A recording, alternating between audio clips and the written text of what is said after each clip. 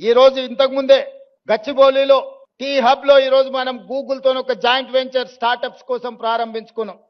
కొత్తగా పరిశోధనలు చేసే వాళ్లకు ఆర్థిక సహాయాన్ని అందించాలి.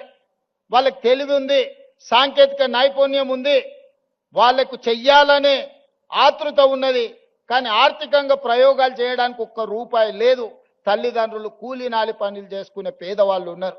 వాళ్ళ పిల్లల కోసం ఇవాళ స్టార్టప్ ఫండ్ ఇప్పుడు అక్కడి నుంచే ఇక్కడికి వచ్చిన 1000 కోట్లు ఈ రోజు పరిశోధన చేసే తెలంగాణ యువతకు అందించాలని అక్కడ ఒక గొప్ప ఆఫీస్ పెట్టి ఆ పిల్లలకు అక్కడ ప్లేస్ ఇవ్వండి, వాళ్ళ పరిశోధనలకు డబ్బులు ఇవ్వండి. ఒకప్పుడు గూగుల్ కూడా 2 విద్యార్థులు ఒక కార్ షెడ్ లో మొదలు పెడితే ఇవాళ గూగుల్ అయింది. టెస్లా ఇలాన్ మస్క్ ఒక చిన్న పరిశోధన చేస్తే ఇలాన్ మస్క్ అయింది.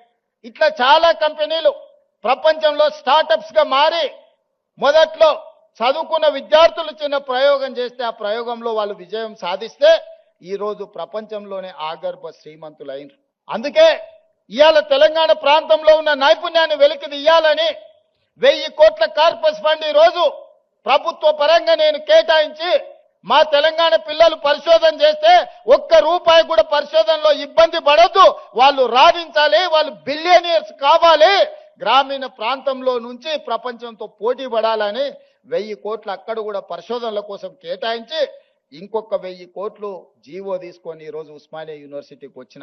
ఉత్త చేతులతో రానని ఆనాడే చెప్పిన. ఉత్తుత్తు మాటలు చెప్పే అలవాటు నాకు లేదు. ఎందుకంటే వ్యవసాయం తెలిసినోని, గ్రామీణ ప్రాంతం నుంచి వచ్చినోని. మన చేనుకు ఏ పురుగు పడితే ఏ మందు కొట్టాలనో ఏం ఎరువేయాలనో తెలిసినోని.